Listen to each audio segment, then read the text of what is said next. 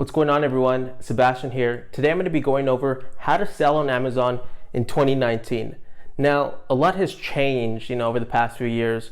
So these 4 pillars I'm about to outline for you, consider them a foundational, like a cardinal rule for success in 2019, because things on Amazon are going to continue to get better for those who understand these 4 pillars, and they're going to continually get worse for people who like to skip steps and just want to get rich overnight. So depending on what spectrum you are, hopefully once we put some light into the pillars for you, you'll be much more successful in 2019, and you can implement these. The beautiful thing about some of these strategies is that, especially if you're a new seller, you can implement these today and see results. Okay, so I'm going to show you how to structure and understand these 4 pillars and implement them in your business. Okay, so the first pillar we have, I was going to put uniqueness,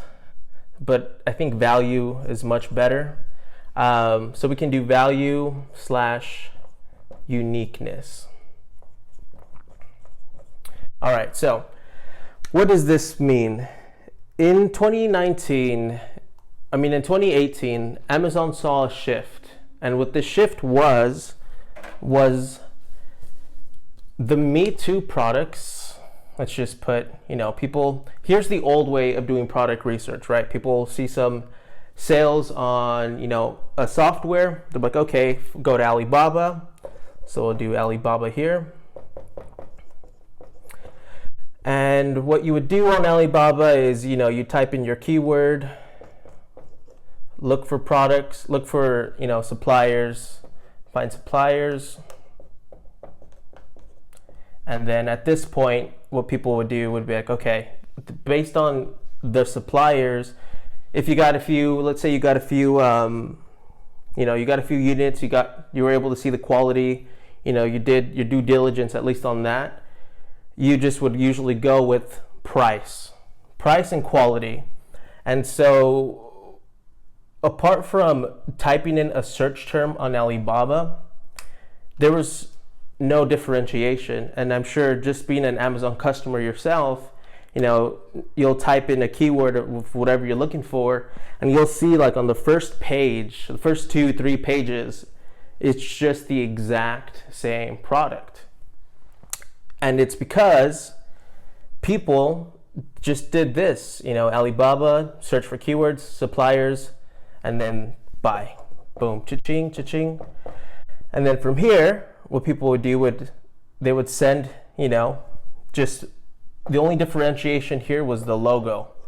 Here, can you put my brand name on this? The supplier said yes, you now have a brand on Amazon. Okay, so what this did on the Amazon marketplace is it saturated very quickly it saturated the market with mediocre products. Now, the majority of sellers who did this specific strategy, right, there's no unique value, there's no uniqueness to typing in a keyword search term. Since they skipped this step, and in business, 101 in any business is people want things better, cheaper, faster, right? So the more value that's provided to a customer, the more they're willing to pay for it generally. And people skip the value and the uniqueness attribute of starting a business. All people did was they thought Alibaba, search term, suppliers, money, logo. That is not value. And since this was a blind spot, this is, blind spot.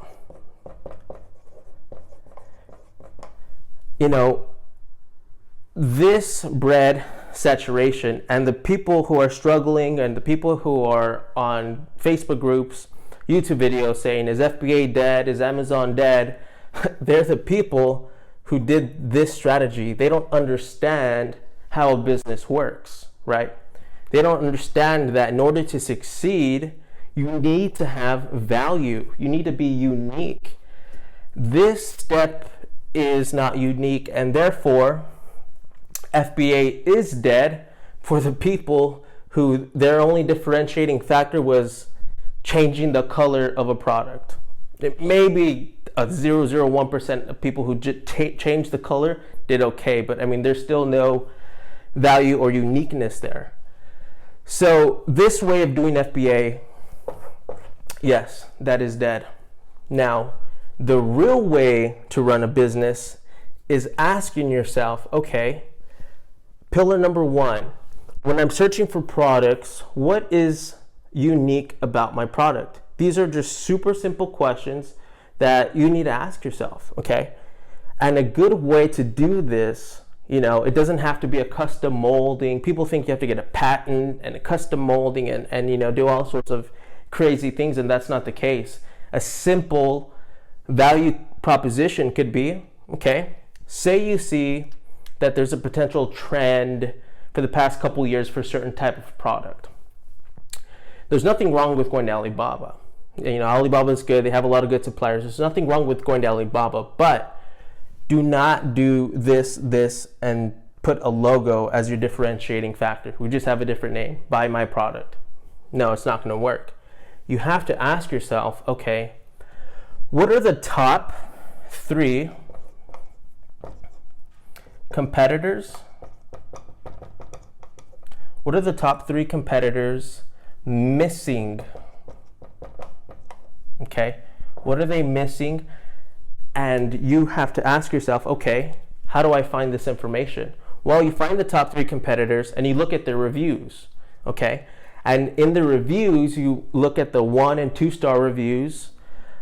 Helium 10 actually has a review scraper that makes this entire process super easy. If you wanted to do Alibaba, do not skip this step. Find what you can upgrade on the market. So your top 3 competitors, you know, say they're crushing it or whatever, they're still going to have some holes in the game. So it's your job to find the holes of your top 3 competitors, and this isn't easy. Sometimes products are already really great. So it's important that you do not skip this step and you invest time. Just like, you know, people write business plans and things like this. You know, Steve Jobs didn't just rush to market. He was precise. He brought smart people on board. All of the richest people in the world understand value and uniqueness, okay? You got to do your homework is what I'm telling you. So you look at your top 3 competitors, find out what people do not like about the product. Maybe it feels cheap, maybe it's the material is terrible, maybe the size doesn't work for, you know, whatever. And it's your job to get that information. Information equals money, right? Information equals money. You get all of the information of what the holes in their product are, and you send those to suppliers and ask suppliers, like, hey, look, we like this product, but we need a few upgrades. And this is going to be your money right there, okay? The reason why this is so powerful is because when you're looking at it, when you're looking at your top 3 competitors and you're seeing what they're missing, and you add those as upgrades, you know, most suppliers are willing to work with you. And yes, there's a little bit more, there's more hoops to jump through, but if you take making money seriously on Amazon, you have to understand that it's worth it, right? It's worth taking an hour or 2 out of the day for maybe a week to find legitimate upgrades you can make, and finding quality suppliers who can do the upgrades for you. And the reason why this is so powerful is because, and again, this doesn't have to be a custom molding. Maybe you're bundling a few products together. Maybe you're, you know, improving on the packaging, but that's not enough of an upgrade. You need to add legitimate value. You need to see legitimate upgrades, and this does not have to be terribly expensive, right? The smallest tweak can add a 20 to 30% increase in perceived value on Amazon. And plus, since your competitors are missing this, when you come to market with the upgrades of their shortcomings, nobody is competing with you, okay? Nobody is going to be competing with you, or at least not the top competitors, because by the time you come to market, you're already coming to market with an upgraded product.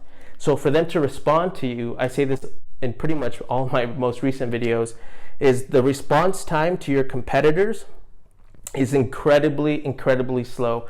Every market I enter on Amazon, the competitors still have not answered my upgrades. And the product is boom, like it's amazing because I took the time. And sometimes the tweaks are so small, but some of those tweaks, no matter how small they are, will pay you thousands and thousands and thousands of dollars.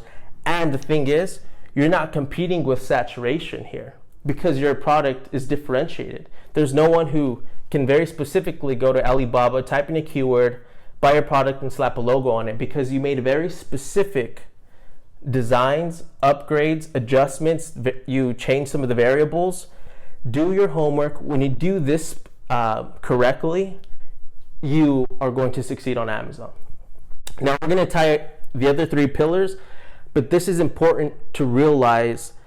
This is why Amazon has been hard for the majority of sellers, because they didn't do any sort of value. They're not adding anything of value to the marketplace, okay? So if you do this, don't skip any steps, treat it like a legitimate business. Information, knowledge is power, knowledge is also money.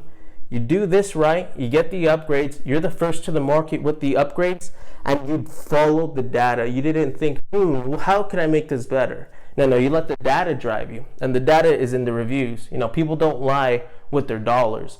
So if people buy something and they didn't like it, they're going to tell you about it. And you take all of that data for free. This is free data that your competitors are just giving you and allowing you to come to market much faster. Okay? So that concludes pillar number 1. Let's go ahead and jump to pillar 2. All right, pillar number 2. This one is super black and white.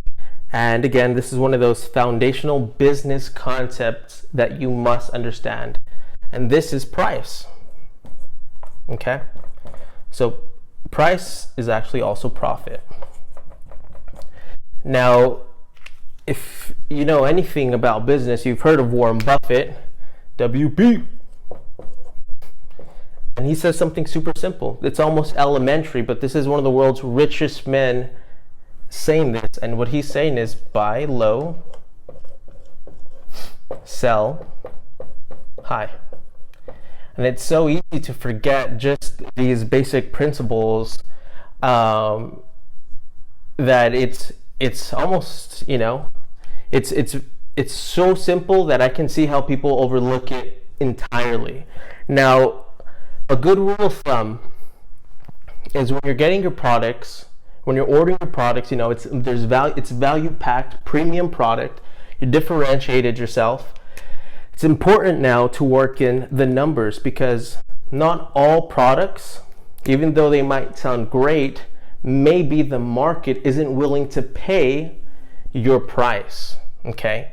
And that's where sellers are running into trouble as well. Okay, you might have an amazing product, but because maybe you didn't do enough homework on, the average price point that you want to come to market with might be a little too high. But sometimes if it's high, that's just because your product is a little more expensive. So you have to ask yourself, yes, if you did your homework, does the price point does the profit justify me staying in this category, or do I need to pivot into something else? And guys, there are millions of products. It's almost an infinite amount of products that make you so much money. You just have to do your homework. Now, you don't have to sell thousands and thousands of units to make money. But a good rule of thumb that'll keep you in business is my 3x rule. Well, I actually have a lot higher than this, but the bare minimum, 3x. And what the 3x rule is if you're gonna get a product, let's say you can get it for $10, landed. So this is shipping, covers everything, the actual product cost, fees, You get it for $10. You need to make at least $30 net. So this will hedge you from, if you have an amazing product and it takes one of your top competitors maybe a year to respond to, well, even if it takes them a year to respond to your product, you have built into your business, you don't need to sell thousands of units, right? You can just sell 10 units a day at a $30 profit margin is $300. Just 10 units. People think you have to sell hundreds and hundreds of units, and yeah, that's great if you can hit that, but if you can squeeze into less competitive areas where your margins are at least $30, right, and sell less of an item, you'll make way more money in the long term because people aren't looking at these products, right? Less sales, 300 sales. So look, instead of doing hundreds of sales at like $3 in net profit, okay, so 10 units a day times $30, $300 a day, okay? Now you multiply that times 30, you get $9K a month, and that's only selling 10 units a day. So it's important to consider that when you're looking at products on Amazon, make sure you are understanding in the back of your mind, okay, if I buy it for $10, I need to make net $30 on this. And a lot of this profit's going to cover marketing costs, expanding your product line, but it's a lot easier to sell 10 units of something than it is to sell hundreds of units of an item at only, let's say, $3 to $5 net profit, because you're going to need a lot of inventory. You're going to need to sell a lot of units just to make this up. Okay, it's much easier to find products where nobody's looking, and again, do your homework, buy low, sell high. Don't forget the 3X rule, and this is bare minimum. Bare minimum. You buy it for 10, you make $30. Okay, so in this instance, you don't need to order thousands of units. You can order smaller batches, 300 to 500 units. And then from there, if you're doing 10 units a day, it's easier to gauge sales velocity. And I think people are struggling because they're working with a few dollars in net profit, so they have to sell hundreds of units, and it just makes it really difficult for you to make to succeed long term because you didn't build it into your product. Okay, so that's pillar number 2. It's take it from Warren Buffett himself. You buy low, sell high. Remember, at the very minimum, you want at least 3 times in net profit per transaction. All right, let's go ahead and go to pillar number 3. All right, so pillar number 3, very, very important. I'm actually going to put this one in blue here. Pillar number 3 is strategy.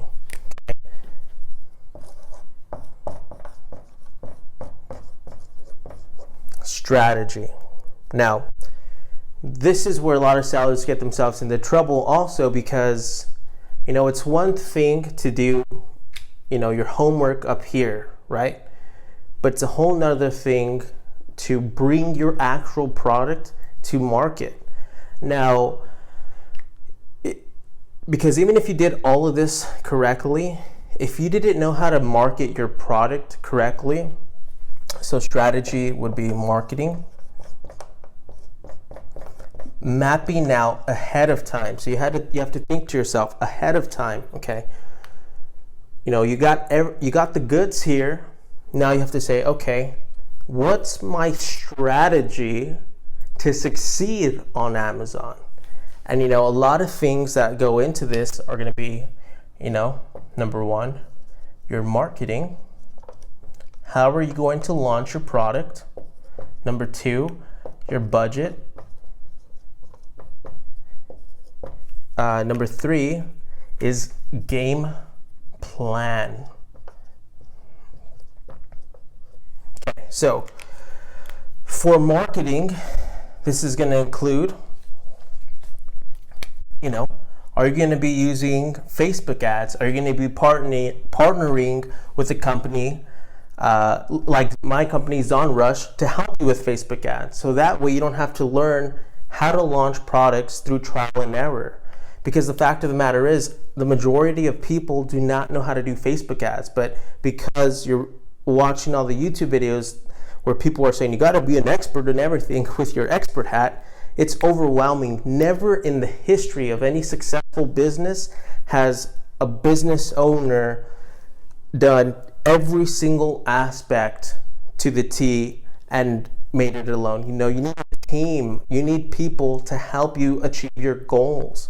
And people, you know, they get spurned on Facebook ads because, you know, they're trying it themselves, and you know, part of the marketing strategy can be Facebook ads, but what people do is they don't know how to do Facebook ads, but they try to learn through trial and error, and then they spend, I've seen people spend thousands of dollars for zero sales in a couple instances and only for a handful of sales. So people resort to giveaway services like, you know, a discount giveaway site.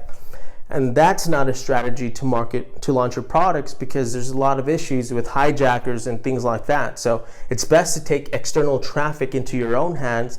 If you're not an expert at Facebook ads, it pays, you know, to associate yourself with allies, right? People need allies, marketing allies.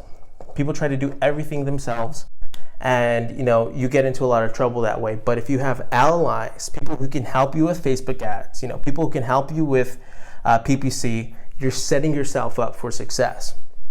Now, but you still need to have your marketing strategy, okay? So whether that's Facebook ads, PPC, Amazon PPC, which is a must, you know, people, especially with Amazon PPC as well, you cannot approach Amazon PPC like you're playing the lottery. You can't just put, you know, a campaign up there, with thousands of keywords, crossing your fingers, you hope you get some sales. That's the way, you know, that's not strategic at all. That's what everyone's doing. A real strategy comes into place like, okay, ask yourself, why are my campaigns, my PPC campaigns on Amazon set up the way they are? Okay, what's the objective for this campaign? Is it to make money? Is it to rank for keywords? Is it to show up on my competitors' listings and steal their sales? What's your strategy? And how are you bidding accordingly? Okay, it's not a gambling. You know, Amazon PPC hurts for people who are playing the lottery. They don't know what they're doing, and because people don't know what they're doing, it gets extremely expensive. You know, that's where I'm trying to tell you, associate yourself with the allies, people who can help you achieve your goals. Trying to do everything the hard way will burn you out, and you'll be one of these people saying FBA is dead. It's not dead if you have allies and if you have a strategy. So marketing, plan ahead of time. Okay, this is how I'm gonna team up with, let's say, ZonRush for my marketing strategy, or I'm going to team up with ZonRush for the Amazon PPC, or I'm going to learn everything I can about PPC and know, even write down, even if you don't partner with, let's say, with us to do your PPC, map out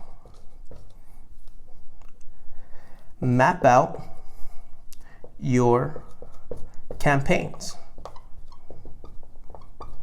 Determine, I think Jungle Scout has a tool where you type in the keyword and you'll be able to even see what the bids are ahead of time. So you can map out your budget ahead of time for your PPC campaigns, okay? So you'll say, okay, we're gonna make campaigns with this objective, this campaign's to rank for keywords, this campaign's to steal my competitor sales, this campaign's to increase profitability and sales velocity. Write it down, write your stuff down. Don't just look at your laptop and just try to, you know, wing it. It's going to hurt you in the long run. Strategize, map out the structure of your PPC campaign, right? Influencers. You know, sometimes influencers can be more expensive than all of these combined, because really good influencers are not exactly cheap. And it's really hard to find an influencer that can deliver consistent results. So this one is extremely time consuming, but if you're gonna use influencers, and in fact, something I recommend is I do basically all of these strategies combined. But if you are gonna use influencers, map out, 1 to 5 influencers that you found on YouTube that are 100% or as closely related to your product niche as possible. That way, you know ahead of time, okay, launch day is March 1st. So on March 1st, I need to have influencers with content ready to boom, ready to ask my product, do a review or whatever. PPC campaigns are gonna fire off live, bam, hot right out the gate. Facebook ads are gonna be structured, accordingly, or you're gonna partner with ZonRush to help you with your Facebook ads, get you amazing results, get you ranked. Make sure you say on March 1st, this is this is actually coming into game plan now. March 1st, you're gonna go into your game plan, right? Boom, boom, boom. These are all gonna fire off, not sequentially, together, in unison. Even if you're gonna do some, Google ads or whatever, but these are the top 3 that work freaking amazing. So make sure you have it strategized. Just don't try some Facebook ads, then a little bit of PPC, and then a month later try to do influencers. Do them all together if you can. And if you can't do influencers, they're super expensive and it is hard to find. These are more laser focused because you can target keywords on both of these, right? So remember, marketing, you have to still bring your product to the market. People are not going to just buy your product because even if it's the best product in the world and you have amazing numbers, if you don't know how to reach your audience, your amazing product is going to get buried by people who have mediocre products but know how to do some of these things, okay? So it's important that if you don't know how to do them, partner with the experts, right? And you must have a budget, okay? So the people who have larger budgets are generally going to do much better. So if your product is currently being developed, make sure you start, if you're a little more tight on budget, start saving your money, right? Start creating a separate account and just put in some money, every 2 weeks or however often you get paid. Save some money so that way when you're ready to launch, budget will not be an issue for you, okay? You're good to go on budget because it's one thing to, do all of these things, but it's another, if you can't even afford to do it, your product is going to collect dust in the warehouse. You need to have money to market your product. No business in the world ever succeeded just because they were saying, I'm great, I'm great. You need to know how to get in front of customers. So a budget is the best way to buy your relevancy, okay? So make sure you have an adequate budget, you're ready to market, and your game plan, you tie all of this together, right? So on March 1st, boom, boom, boom, we're gonna hit all 3 of these live, or you're gonna hit 2 of these live. You're gonna, talk to ZonRush, you're gonna talk to us ahead of time to get you ready for your launch. And of course, you're not gonna be hesitant because you have a budget. So you're not gonna be like, after my product is live, then after I make some sales, then I'll do some serious marketing. Well, if you do that, the first 30 days your product is live, after you've made your first sale, the clock's essentially ticking on your product. And so if you have low sales history, it's going to actually work against you. So if you try to do these things afterwards, it's going to be at least twice as hard to bring it back up to ranking because you didn't invest in your product, you didn't invest in your business ahead of time, and that could have been because you didn't have a game plan ahead of time, okay? So allies and strategy, and of course budget, super important. Take all these notes, and that basically covers it for pillar number 3. Now let's go ahead and move into the last pillar, number 4. All right, guys, and for the 4th and final pillar, long-term vision.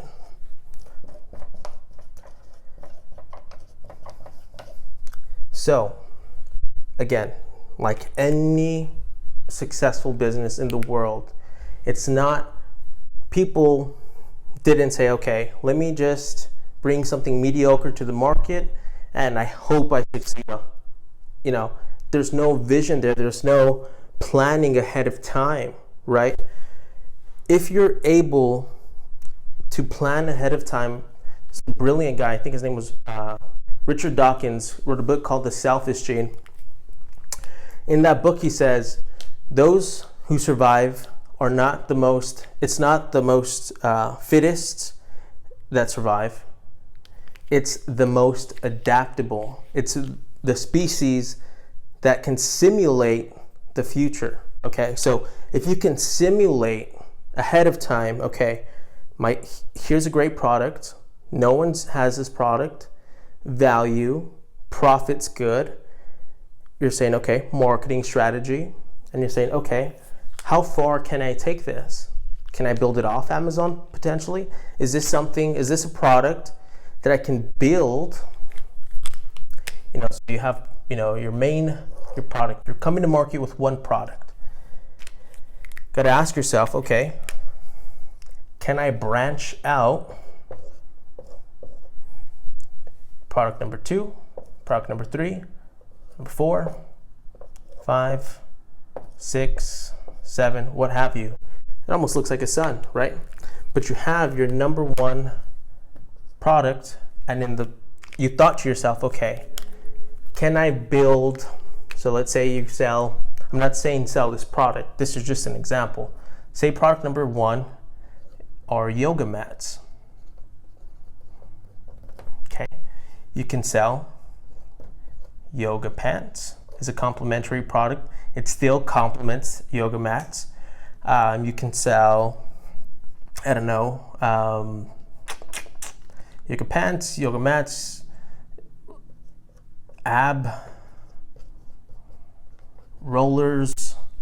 You know, the point is you can get into a lot of variations from one product, but you have to think to yourself, okay, can I build potentially complementary products around my first product?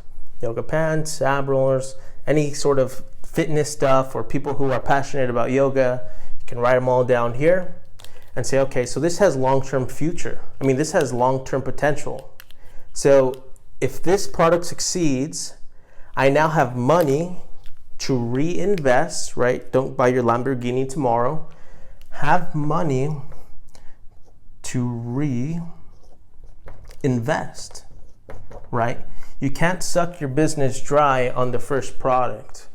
You need money to reinvest into your business, and the longer you can wait on paying yourself, the longer you can invest into, you know, other products, you'll cement your positioning for long-term success, because you don't have just one product crushing it.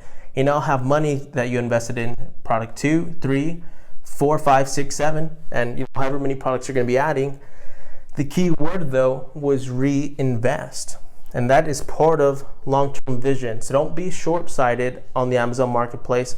When you bring a great product, think again, simulating the future, right? Just requires a little bit of thought, and ask yourself, okay, I can build a powerful brand on Amazon if this product does well. And Amazon's encouraging it with enhanced brand content, with, you know, videos for sellers who are registered, who are in the brand registry program, transparency program, headline search ads, you know, the list goes on. With all the tools you get access to when you start thinking like a real brand. And if you use Amazon as a way to begin your long-term success, then you can eventually build off of Amazon and use complementary sales channels like Shopify, which is extremely powerful, but you need to have good products, okay? So keyword, think long-term, can I build products, and I need to reinvest, build out quality products, because what's going to happen is the way things are changing are people actually will go to Amazon, myself included, and I'll look at all the other stuff the seller has to offer. And if I'm on their seller page and I see they sell ladders, microphone clips, cell phone cases, ab rollers, all bunch of random stuff, I'm gonna be like, okay, I probably wouldn't buy, another product that I was looking for. But if this brand came into my mind in the beginning, I'm like, okay, maybe they have yoga pants, they have an awesome yoga roller. If they were the first brand to come to my mind, that's powerful. Okay, so you want to be the brand where people are like, okay, let's see if they also have yoga pants. Let's see if they have other fitness stuff that are related to my first product. And if you do, boom, frequently bought together right there. People are going to be telling their friends, right? That's free marketing. Like, oh, where'd you get that yoga mat? Oh, I got it from this product. Maybe that other customer number 2, would be the one that say, I wonder if they have yoga pants also, since I love this yoga mat that my friend recommended. Do you see how this starts to spiral long term? Because you weren't selling ladders and all this other, crap. You're not convoluting your brand message. You're having a legitimate brand message around a specific niche, around a specific category, and you can carve a piece out for yourself if you do this correctly, okay? So long-term vision, can I build complementary products and reinvest, okay? Have a good story too. I should have put that one as part of having a story, but that goes with having a long-term vision, okay? These things do not happen overnight, but the people who do treat it like an overnight business are the people complaining all over the place that it doesn't work. It's because they don't have basic business logic, okay? This is business 101 logic. If you want to succeed, implement these 4 pillars as a foundation for you to grow and have, that's rich soil. So when your roots start to go into the soil and, your products are booming, the fruit, you're able to harvest, the amazing bounty of your initial hard work, right? Because you had the right roots, you had a healthy product ecosystem in place, okay? But yeah, so these are some of the pillars you're going to need to succeed on Amazon in 2019. Please subscribe to my channel. I love when you guys comment on the actual video. Give it a thumbs up if you loved it. If you have any questions, comments, or concerns, you can write them in the comments below. I usually reply to everybody when I can, okay? So again, long-term strategy, marketing, have good profit, and be unique. All right, guys? Well, that concludes today's video, and I'll see you guys on the next one. Take care.